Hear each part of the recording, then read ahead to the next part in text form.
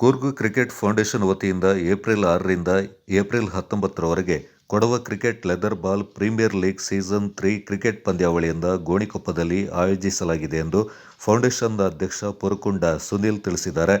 ನಗರದಲ್ಲಿ ಸುದ್ದಿಗೋಷ್ಠಿಯಲ್ಲಿ ಮಾತನಾಡಿದ ಅವರು, ಗೋಣಿಕೊಪ್ಪದ ಕಾವೇರಿ ಕಾಲೇಜು ಮೈದಾನದಲ್ಲಿ 14 ದಿನಗಳ ಕಾಲ ಐಪಿಎಲ್ ಮಾದರಿಯಲ್ಲಿ ಪಂದ್ಯಾವಳಿ ನಡೆಯಲಿದ್ದು, ಎಲ್ಲ ಕೊಡವ ಭಾಷಿಕ ಜನಾಂಗದವರಿಗೆ ಅವಕಾಶ ಕಲ್ಪಿಸಲಾಗಿದೆ. ಕೊಡಗು ಮಾತ್ರವಲ್ಲದೆ ಜಿಲ್ಲೆಯ ಹೊರಗೆ ನೆಲೆಸಿರುವ ಕೊಡವರು ಹಾಗೂ ಕೊಡವ ಭಾಷಿಕರು ಕೂಡ ಪಂದ್ಯಾವಳಿಯಲ್ಲಿ ಪಾಲ್ಗೊಳ್ಳಬಹುದಾಗಿದೆ ಎಂದರು. ಸೀಸನ್ 3ಯ ವಿಜೇತರಿಗೆ ಪ್ರಥಮ 2 ಲಕ್ಷ, ದ್ವಿತೀಯ 1 ಲಕ್ಷ ಹಾಗೂ ತೃತೀಯ 50,000 ನಗದು ಮತ್ತು ಆಕರ್ಷಕ ಟ್ರೋಫಿ ಹಾಗೂ ವೈಯಕ್ತಿಕ ಬಹುಮಾನ ನೀಡಿ ಗೌರವಿಸಲಾಗುತ್ತೆ. ಕಳೆದ ಬಾರಿ 175 ಆಟಗಾರರು ಪಾಲ್ಗೊಂಡಿದ್ದು, ಈ ಬಾರಿ 180ಕ್ಕೂ ಅಧಿಕ ಕ್ರೀಡಾಪಟುಗಳು ಆಡಲಿದ್ದಾರೆಂದರು.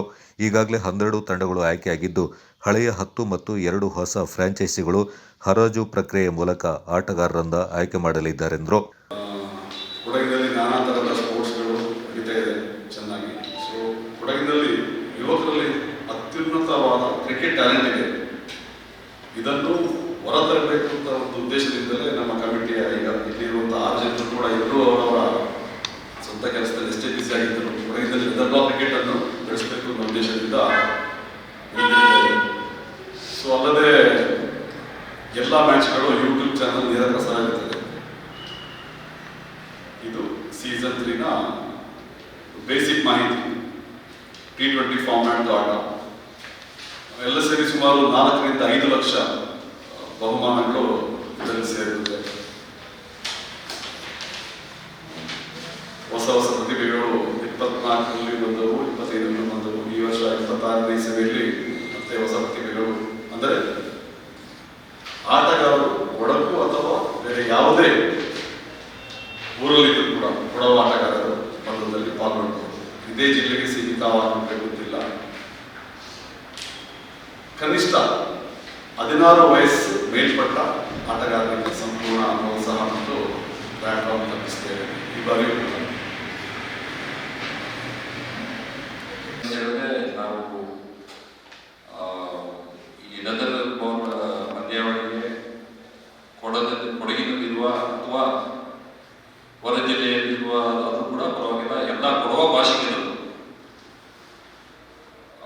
ಕೂಡ ಸೇರ್ಪಡೆ ಮಾಡಿಕೊಂಡು ಆ ಯುವ ಪ್ರತಿಭೆಗಳು ಕೂಡ ನಾವು ಒಂದು ಅವಕಾಶ ಕಲ್ಪಿಸಿಕೊಡಲು ನಾವು ನಮ್ಮ ಕಮಿಟಿಯಿಂದ ನಾವು ತೀರ್ಮಾನ ಮಾಡಿದ್ದೇವೆ.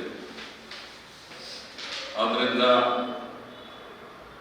ಬಾಕಿ ಇರುವ ಎಲ್ಲ ನಮ್ಮ ಸಬ್ ಕ್ಯಾಸ್ಟ್ ಏನಿದೆ ಕೊಡವ ಭಾಷಿಕ ಜನಾಂಗದ ಯುವ ಪ್ರತಿಭೆಗಳು ಕೂಡ ನಾವು ಈ ಸಲ ಪಂದ್ಯಾವಳಿಗೆ ಅವರು ಅಪ್ಲಿಕೇಶನ್ ಹಾಕಬಹುದು.